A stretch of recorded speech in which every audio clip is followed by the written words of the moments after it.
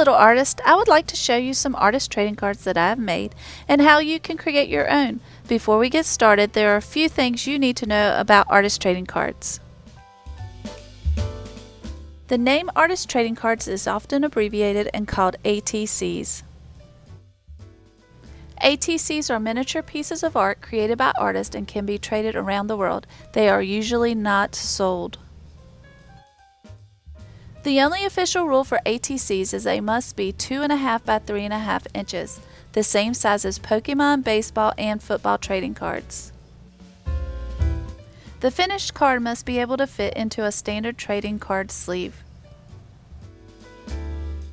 They can be created using any media, materials, or using any techniques. Just make sure that your card has a little thickness to it and it is not too flimsy.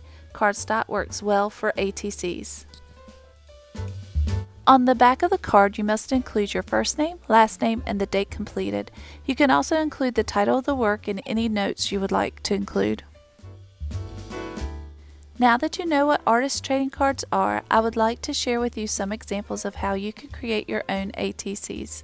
Just keep in mind that when creating your own ATCs, they should be different than my examples. When starting to work on my ATCs, I like to pull all of my materials together so that I have them ready, making sure that I have 2.5 by 3.5 inch cards already cut out. If you don't have cardstock for your cards, you can use index cards or scrapbooking paper. For my first ATC, I'm going to create a very simple card. It is going to begin with some cut paper, a nice pretty bright background, and then I'm going to decorate it with some stickers to make it my own.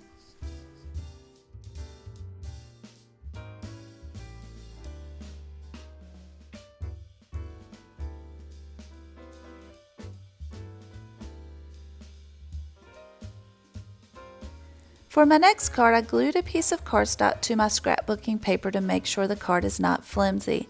Then I added other shapes cut from paper to finish the card.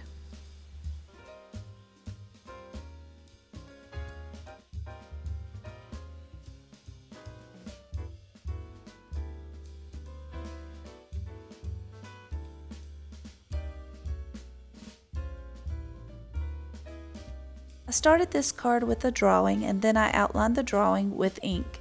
I colored it in and added it to a colorful bright background.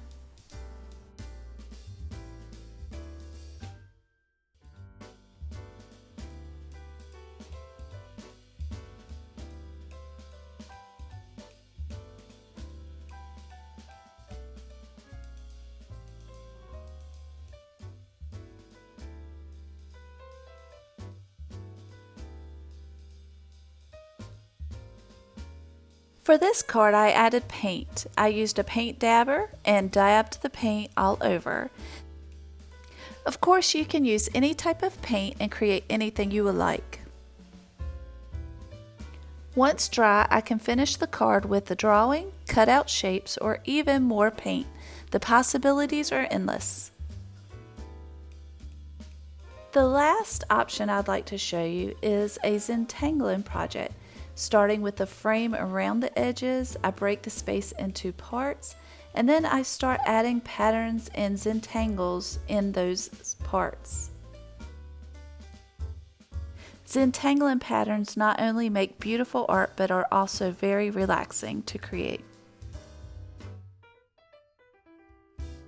These are just a few ways that you could get started making your own artist trading cards.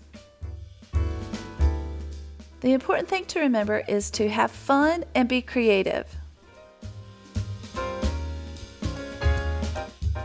If you're interested in looking up some other ideas for artist trading cards, make sure to check out the links below. If you enjoyed this project, make sure to like and subscribe.